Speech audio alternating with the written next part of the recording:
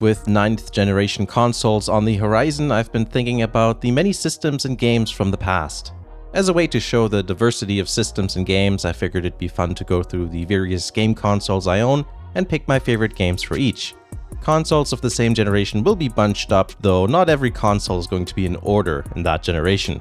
At the same time, since I've always been a PC gamer, I'll also mention which PC games I've been playing at the same time. That allows for a few more games to be mentioned, and also at the same time I'm sure I'll miss something I really enjoyed because there's just so many games that'll come up in this video. Sometimes I might also skip a game if a sequel exists on a later system and then just talk about all the games at once. So there's no real rules here as you can see, but hopefully you guys will find it fun.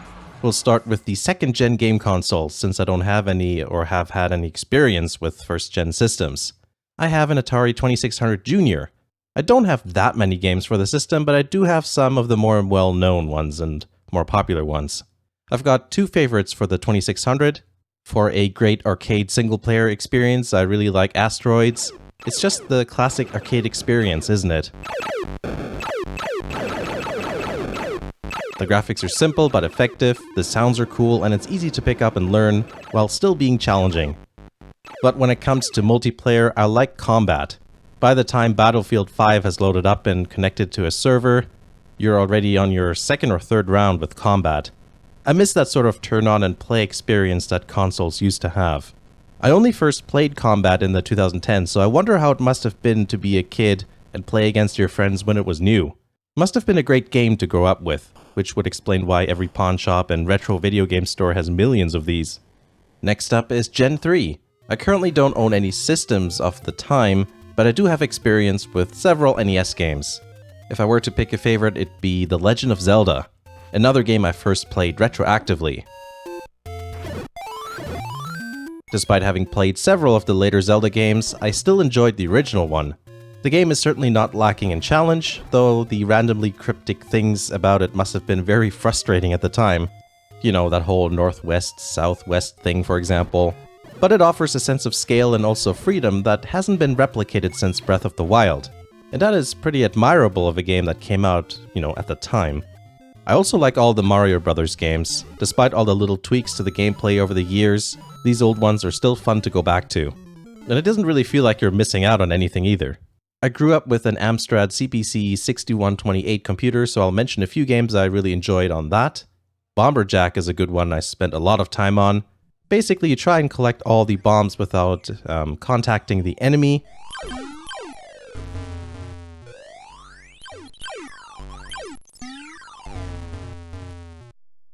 Boulder Dash is really fun too. In that one, you dig through the earth and try and collect each glowing orb thing on each stage. Doing so will make a door appear which brings you to the next stage. But you have to be careful because the rocks can fall on you. Who Dares Wins and Who Dares Wins 2 are very fun war games, a bit like Ikari, which I really enjoyed by the way. But I always thought the Who Dares Wins games are more fun. Paperboy, Arkanoid, Cauldron, Winter and Summer games. Yeah, there's a lot of games I enjoyed on that thing. We're now in 4th gen territory, aka the 16-bit era. The Super Nintendo has a lot of great and even legendary games. Personally, all I need is The Legend of Zelda: A Link to the Past and Super Mario World. Predictable perhaps, but that's what I like. You know those store kiosks where you can try out consoles and games? My local Marktkauf had several, and some of my earliest memories is hearing Zelda and Super Mario noises as I walked by. I was so young I couldn't read yet, so I was a bit confused with how Zelda worked. I couldn't read the dialogue. That being said, I wasn't really any better in Super Mario World either. The very specific sound that the Super Nintendo makes for music and sound effects is ingrained into my memory, and I can always spot Super Nintendo music right away. That being said, I was actually quite a snobbish computer gamer growing up, so I always tried to dismiss consoles. It took until I became a teenager for me to start and appreciate all those things I decided not to enjoy in the past. I also have a Sega Genesis, or Mega Drive, as it's known in many places in the world. Actually, I think I have 2.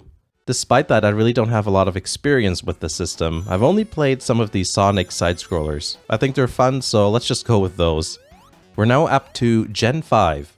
We'll start with the Game Boy and Game Boy Color. We'll just combine those. I mean, Nintendo did with their sales figures, so why not? Link's Awakening is a game I've always enjoyed the atmosphere of. I'm glad that a Switch remake was made and how it brought some new attention to it. Non-Hyrule Zelda games often bring something unique to the table, which I always find really interesting. Now on to Pokemon games. I've never owned the original Gen 1 games, even though most of my classmates did. But I did actually play Silver on an emulator after it was released. You could argue that I lost out on the social aspect of the game, especially being a student at the time.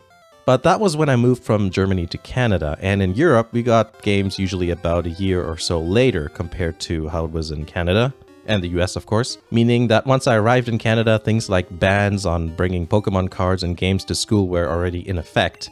Nevertheless, I still liked playing Pokemon Silver, and I think Gen 2 was a pretty good improvement over the first gen games. I never had a PS1, and some of the games of that era I played on the PC, but there's one exclusive that I need to bring up. It's Driver 2. I love the original Driver game, which I played on PC, and Driver 2. For me, it's the most perfect blend of arcade and realistic physics. Plus, the game got the look right. Yes, obviously, the game doesn't look particularly realistic technically speaking, but I'm talking about the car movements. The body roll, how the car lands when going airborne, it's all there. I love making my own chase movies in that game, or in both games actually. And I'm proud to say that even after more than 15 years, I still managed to do the underground parking level of the first game after only a few tries. I guess it's because I played those games at an early age that I can, still remember how to do it. Now on to the Nintendo 64. This one's easy for me. It's more Zelda games. Ocarina of Time and Majora's Mask. Ocarina of Time is the first Zelda game I properly played. I liked the themes and gameplay and the atmosphere. Majora's Mask takes everything into a darker direction, which I like as well. It differentiates it quite well from Ocarina of Time in that regard. The impressive thing is that the N64 games were the first 3D games of the series.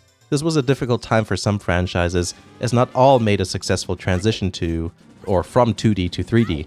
But they definitely did do that with Zelda. In terms of what I played on PC, well, there's a lot that I enjoyed. Age of Empires will always be one of my favorites. I still remember some of the cheat codes like Flying Dutchman, Big Daddy, Ho-Yo-Yo, which makes the priests run really fast and stuff, and also Gaia, which allows you to control all the animals. A lot of times I just goof off with the cheats rather than play the game properly. I also really like Commandos, especially Commandos 2, which actually came out a bit later. I really like it when stealth and strategy are combined. There's several objectives that you have to do, and I like that you can usually tackle them in the order you want, to a certain degree anyways. There's a good amount of freedom, which is interesting considering how tense the game can feel. It feels like you're restricted with what you can do, but at the same time you feel like you have multiple options. Quite a difficult balance to get right. We're now in the 6th gen era. The Game Boy Advance is a great system, even though people say otherwise every time I mention it. It's basically a handheld Super Nintendo. The crossover point is close enough, I say. Let's not get hung up on technical details. My favorite game for the GBA is the Legend of Zelda Minish Cap. Yeah, it's another Zelda game. This is the final true 2D Zelda game to come out. It's got a Link to the Past feel to it, but with a Wind Waker art style. Every other 2D Zelda game after hasn't been truly 2D, so this game stands out as being the last of its kind. It's the AE86 of the Zelda world, since the AE86 was the last rear-wheel drive Corolla, while the normal ones were already front-wheel drive. Strange analogy perhaps, but it works if you know what I'm talking about. Seems like some of you do. I also want to give an honorable mention to Gen 3 Pokemon games.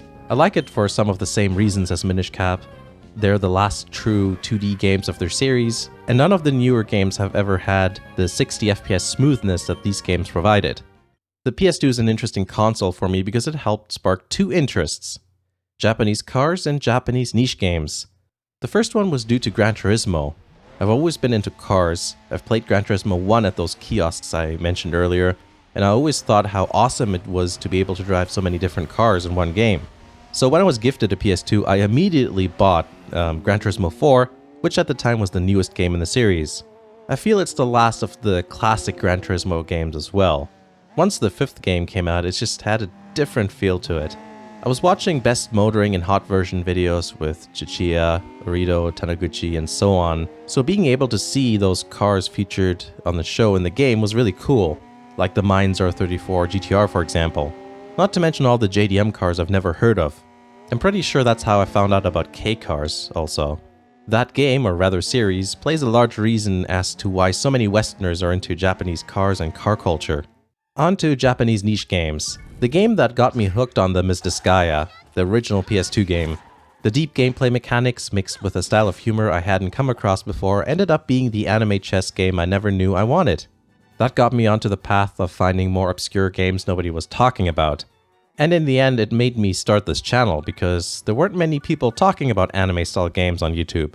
I figured I'd be able to show people something they've never heard of before. That was the plan for the channel originally. The first Disgaea does have some flaws, like the item world generation being a bit too whack, but it's amazing how well the game was executed considering it's the first in the series. The GameCube is one of my favorite Nintendo consoles. One of the reasons is because I just think it looks cool, but also because it plays so many Zelda games. At one point it could play all Zelda games ever. That's not true today, but it's still a large number overall. I've got two favorite games, which are The Legend of Zelda The Wind Waker and Twilight Princess. They both take the opposite ends of the Ocarina of Time experience and expand on it. That's why I just can't pick one, though I probably enjoyed Twilight Princess slightly more overall. The Wind Waker art style wasn't something I liked back in the day. It was actually controversial at the time, but I've got no issues with it now. I mean, these days it's actually kind of classic when you think about it. I like the exploration aspect of sailing around and figuring out what locations the islands and landmarks originally were. Twilight Princess has a darker look, though I'd argue the theme actually isn't, any darker compared to Wind Waker. I do like Twilight Princess's art style though. Midna is also an excellent companion in the game, and the mixture of the regular gameplay compared with the Twilight and Wolf form gameplay is a lot of fun. One of the things I like is that nobody knows that you're a good guy when you're in your wolf form, so people just run away from you. In a way, it's a bit of a somber experience. It's just you fighting by yourself with nobody to help you. But it's also kind of funny how Link could just, tell people about it, which he chooses not to, which kind of plays into the whole I only say what I need to sort of personality that he's famous for. The music in Twilight Princess is probably my favorite of the entire series. There's a good number of classic tracks that make an appearance, but often have this melancholic slant, which I really like. Plus, you can still hear hints of the charming SNES and N64 style effects with some of the instruments, giving you a somewhat realistic, but still classic video gamey soundtrack. All of that combines into an experience of solitude, I guess, which I enjoy immensely. On the original Xbox, the game that always comes to mind is Halo 2. Of course, there's Halo 1, which was the first console FPS, which I didn't think was clunky on a console. But Halo 2 added the online multiplayer experience, which for me was quite a big deal. As someone who prefers, both then and now, World War II shooters, I really enjoyed the change of pace the sci-fi setting provided. Overall, I just have some great memories playing this game. Oh yeah, the music's great too. I'll also mention Fable. The entire series is actually kinda clumsy and clunky when in terms of controls, but I like the idea and I find the fairy tale ambience quite refreshing compared to the direction a lot of RPGs tend to go. Now let's talk about PC games I've been playing during the 6th gen era. GTA San Andreas is probably one of the most enjoyable games for me at the time. A game world that big was very uncommon. I liked the rural areas that you normally didn't see in GTA games up until then, and I enjoyed a lot of the music, like the 90s gangster rap as well as the channel that plays hardcore, for example. Another game I really enjoyed was Mafia, the first one. It falls short on many things that GTA is known for, but the atmosphere is excellent and the story was so immersive. That last part of the game really shook me up. I'll throw in a third game because why not? Splinter Cell Chaos Theory. In my opinion, it's the pinnacle of the series. The graphics still look really good today, and the stealth gameplay is just so good. I completed the game at the highest difficulty level with every level at 100% completion, except there's one near the end. I think 96% is all I could do. Prince of Persia, The Sands of Time was also a game I really got into. I liked the story, the parkour elements are a lot of fun, and the level design is challenging and varied. I also spent a lot of time playing Battlefield 1942 online, but personally I still think the original Call of Duty was a more refined game, though I didn't own that at the time, I just borrowed it and I really enjoyed it. Things like walking, running, and shooting felt more fluid, the sounds were better, and the game looked better too. Need for Speed Underground 2 was a big deal for me. You know, this was the whole early Fast and Furious era thing, so Underground 1 and 2 were a part of that whole thing, and it was just a fun time. Even though everybody's like, oh, you're a racer, like, who cares? Now we're almost at the present 7th gen systems. The first 7th gen console I ever used was the 360 that my friend owned. There were some good Halo games that I enjoyed, but the game that always stands out for me is Fable 2. It felt like a really good step forward compared to the first game. Yes, it was still clunky, and every character you try to create looks absolutely, revolting and like some sort of atrocious monstrosity. But the feel that the first game provided, the second game did too, but better and in more quantity. It's also an Xbox exclusive, so you can't play this game on any other platform, unlike the first and third game. I'm not really sure why. In my opinion, Fable 3 lost something the second game had, and it doesn't really improve on the things the second game brought to the table. The PS3 is an interesting console. At the time I played a lot more console games than in the past, so my PS3 collection is probably the biggest among what I have. My favorite game on the system has to be Valkyria Chronicles. It's now available on PC, PS4, Xbox One, and Switch, but I played through it when it was still a PS3 exclusive that nobody bought. I love the story, the characters are interesting and they evolve over time. Various events and issues of World War II are brought up and brought into light in ways war games usually don't. It's quite something. Of course, I have to mention the Neptunia games too. The first one was quite bad in terms of gameplay, but I really had a lot of fun with the story. Admittedly, I don't primarily play those games for gameplay, but I still enjoyed them, of course, or else I wouldn't dedicate so much, of my time talking about all these games on my channel. And then once Mark II came out, things just got a whole lot better anyways. Well, these days I play GTA 5 on the PC. I got the game on the PS3 originally when it was still a console exclusive. In a way, I'm jumping ahead because I still haven't talked about GTA 4 yet, which I did play before, but, whatever. The game looked great, and it's always fun to explore a new GTA game. I remember the day it first came out. During lunch, I drove to an EB Games to buy it, and on the drive, I saw a ton of high school students with pre-order posters in hand walking back to school. I also got into the Atelier series during the PS3 era, specifically the Arlen Trilogy, which is now not a trilogy. The first PS3 game, Atelier Rorona, was a bit clumsy, but Totori and Meruru showed some real improvement with gameplay and also presentation. While they are clearly budget games, I really like that the premise of the series is more about personal issues and problems rather than saving the world. It feels humble, relaxed, and in a way intimate in a sort of friendly way. It's hard to describe, but people who played it and feel about it the same way I do will probably know what I'm going on about. I've got good memories when it comes to the Nintendo Wii. My favorite Nintendo games on that system were Mario Kart Wii and Wii Sports. Obvious choices perhaps, but Wii Sports was the first motion control game I ever played and was a lot of fun with friends. Same with Resort. Mario Kart Wii had online, which was a big deal. But a game not many people talk about that I really like is Muramasa the Demon Blade. It's a side-scrolling hack-and-slash game by Vanillaware.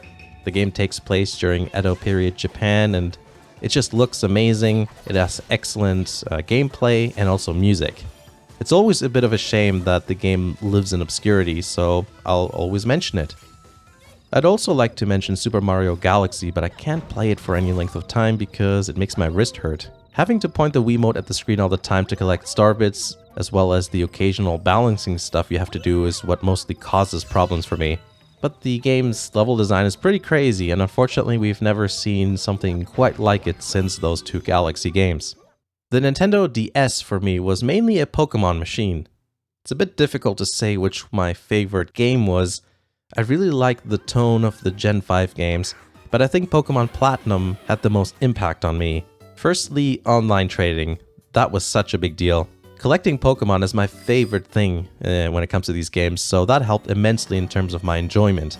I also thought the Sinnoh region was really cool and fun to explore. Some of my favorite Pokemon are also from that time period. I will say that Gen 5 was pretty good in a number of ways too. Like for example, forcing you to play with new Pokemon and only giving you access to earlier ones later on makes Black and White as well as Black and White 2 feel a bit distinctive. I also like the season system as it encourages you to go back and experience places you've been to before in a new light. When it comes to the Sony Psp, I think I'm going to list two games. Valkyria Chronicles 2 and Corpse Party. Valkyria Chronicles 2 was disappointing because it wasn't the sequel fans wanted. The reason for that was the first game's lackluster sales, but the sequel was still a great game.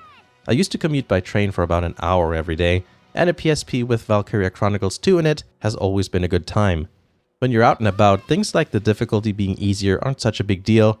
In fact, many of the changes catered to the mobile experience, so in that case it was actually a good thing that they didn't just try to replicate, how the main or the first game worked on the PSP.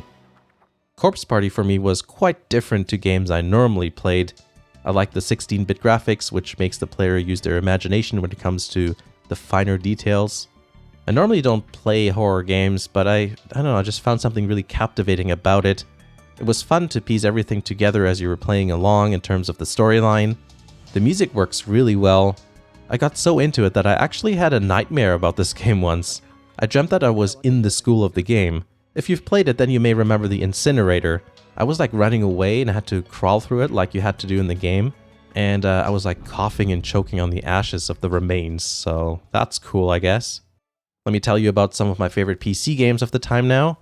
Oblivion was a game I got hopelessly addicted to. I never played a sandbox RPG before, so the freedom felt really refreshing. I had a lot of fun modding too. If you watch the channel, you can probably imagine what sort of mods I put on there. Back then there were no mod managers, so you had to manually unzip everything. That part is fine, but if you wanted to uninstall something, you'd have to delete every file manually. I had a lot of problems with the game crashing, probably because of the mods. Frustratingly, it also happened while saving, which corrupted the save file. What I do now, because of this, is alternate between 2 save slots and overwrite the older one. It's a habit that has transferred over to every game that allows me to do that. It's just, it's cheap security. Fallout 3 was a lot of fun for me too. I liked the setting of the game, and the fact that it felt similar to play, to Oblivion helped. But the graphics were better and it felt less clunky, or rather more refined, I guess. Actually, I feel Fallout 3 is a bit closer to Skyrim in reality. But of course, when it came out, Skyrim wasn't out yet. Skyrim is a game that I still play every now and then. I bought it the day it came out. I still actually have to finish the main quest. I've gone through most of the quest lines though. It's just that I have to do. November 2021 will be the game's 10th anniversary, so maybe I'll finish the main quest by then. Even though I talked about GTA 5 already, I played GTA 4 beforehand. I think I got it in 2008.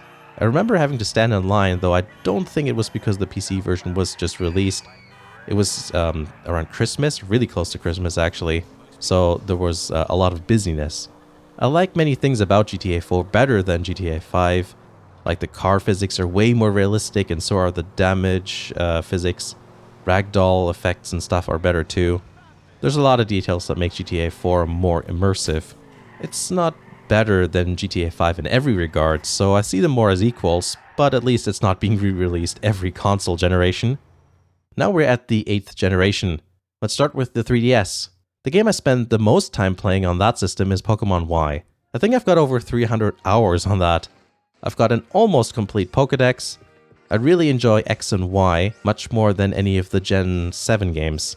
When we were kids, we used to talk about what a 3D Pokemon game would look like, and this is basically what we had in mind, and probably one of the reasons why I really liked it.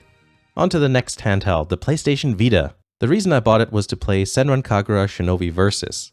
The first game of the series made its debut on the 3DS, but suffered from poor performance.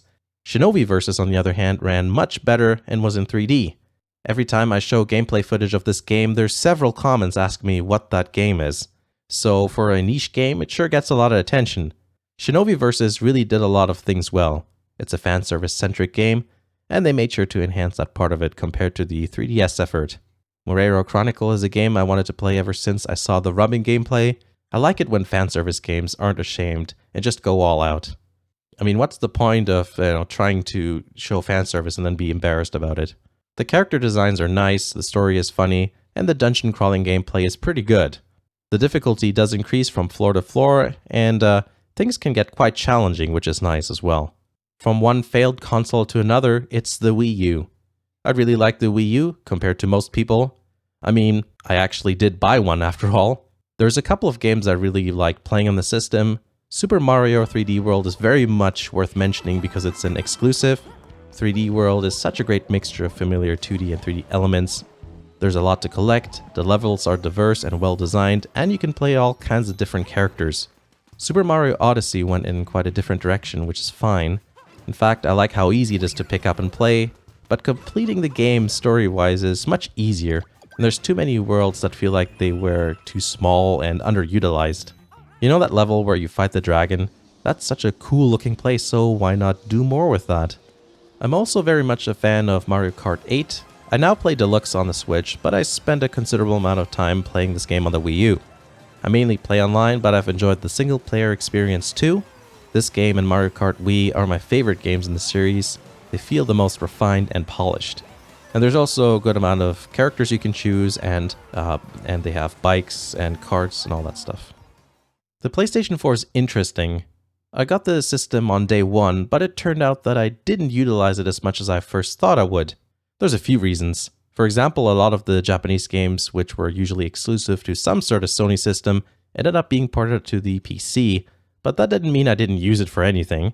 We talked about Senran Kagura Shinobi Versus for the Vita, and now we're taking a look at the first home console release of the series, Estival Versus. While still being available for the Vita, the PS4 version is quite a bit better in every department. The graphics are improved, higher resolution textures, better character models, and much nicer environments are the biggest changes. The amount of new characters is also excellent. The game made a great transition from handheld to home consoles. At the time, no PC version was announced yet, but later it turned out that every Senran Kagura game would eventually make its way to the PC. Well, except for the 3DS ones anyway. I really enjoyed Persona 5, my first foray into the series. I like the atmosphere of the everyday situations, and the art style is interesting and unique, especially when you get to the non-real-life sections, let's call them that. There's a lot of things here and there that surprised me about the game. Another game I was pleasantly surprised with was Nier Automata. Despite seeing all the art of 2B's rear end, I never really thought I'd be into this game, but that turned out to be false. The game, or the story rather, is interesting. The combat is engaging and varied, and also really fast and fluid. I also like how the bullet hell elements are integrated into the gameplay mechanics, and the game has such an interesting ambience to it. I haven't had my Xbox One for a long time, so I haven't played that many games on it. I mainly got it because I wanted to see what the system is all about and how it compares to the PS4 and other consoles of this generation, and also how the different ports compare between the two systems.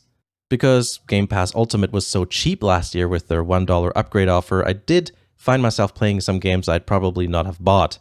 And one of those is Untitled Goose Game. You've probably heard of it. It wasn't at all what I thought it'd be like. It's much smarter and wittier than I imagined. The controls are simple, but you get to be quite free and creative with how you cause mayhem. Complete the to-do list. Something that I didn't expect was how homey the game feels. As you go through the town, you start to remember all the nooks and crannies. It almost feels like you're a kid playing in your neighborhood. It's small, yet it feels like the world, and you're familiar with every inch of it. I also like the cyclical nature, or cyclical? Well, however you pronounce that.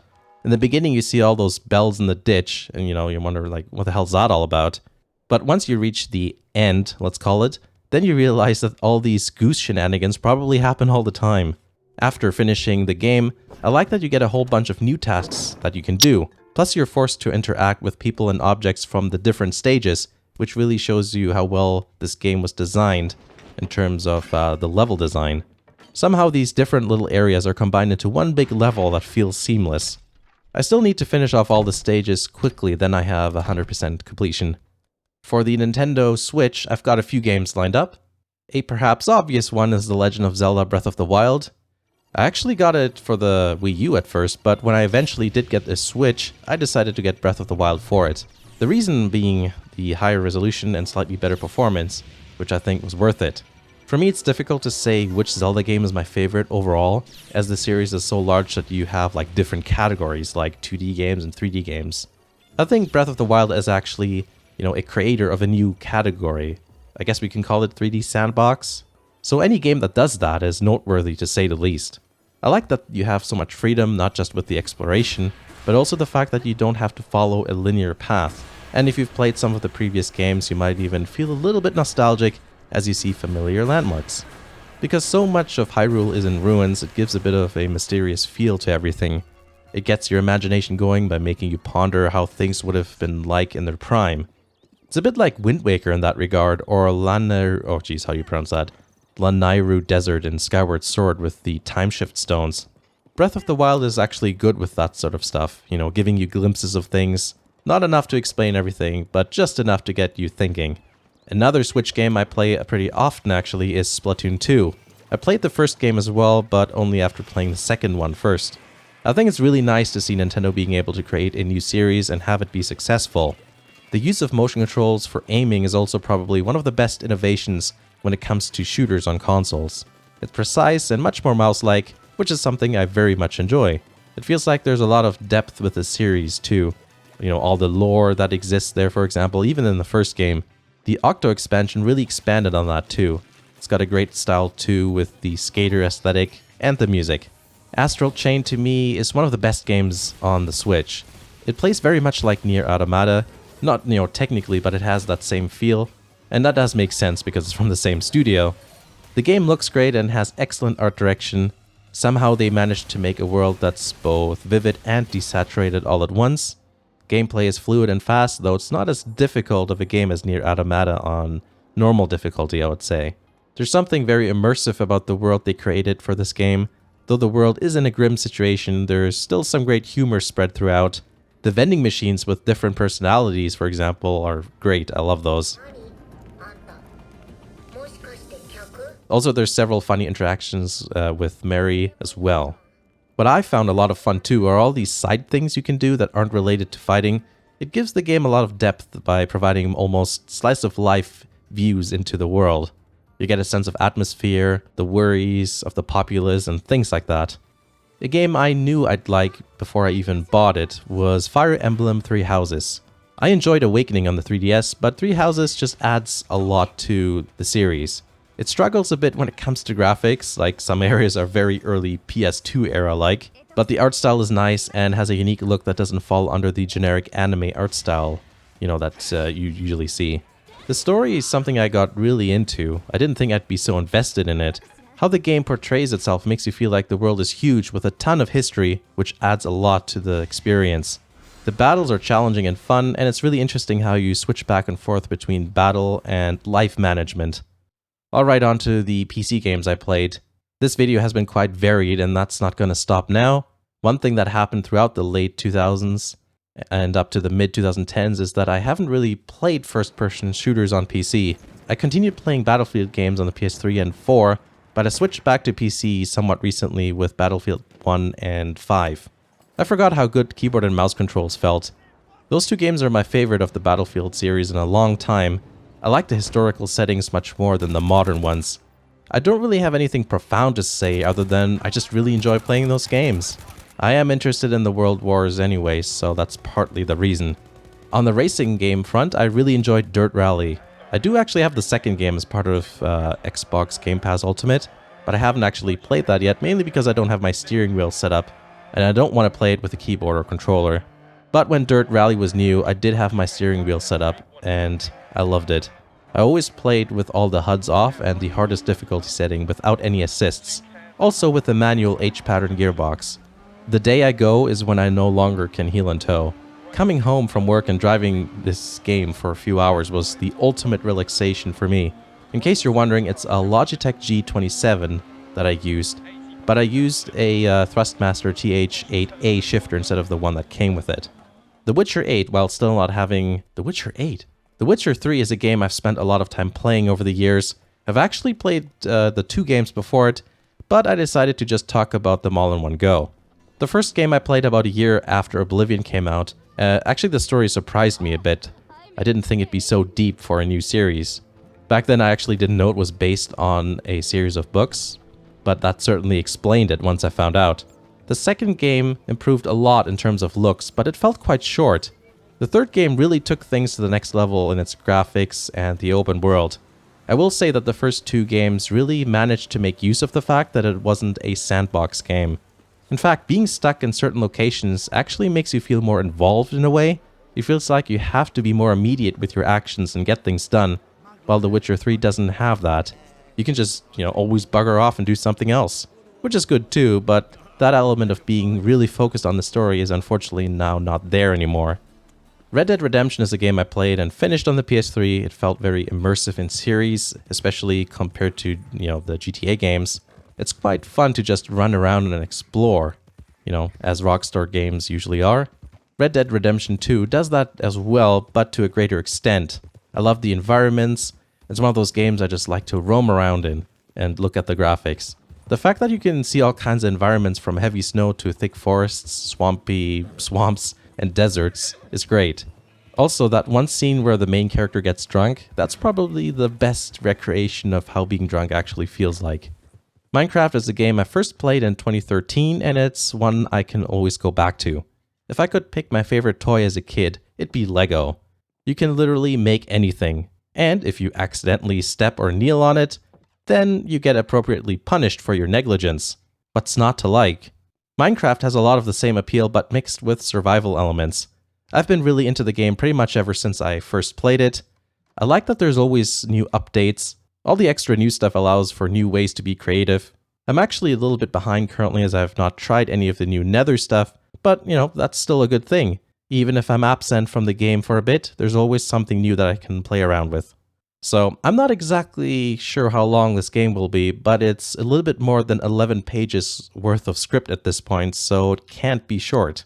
What I'm sure of is that there's probably at least a few games I really, really love that I just forgot to talk about, but hey, that's just how it goes. I hope you enjoyed that. Let me know what your favorite games are for your systems.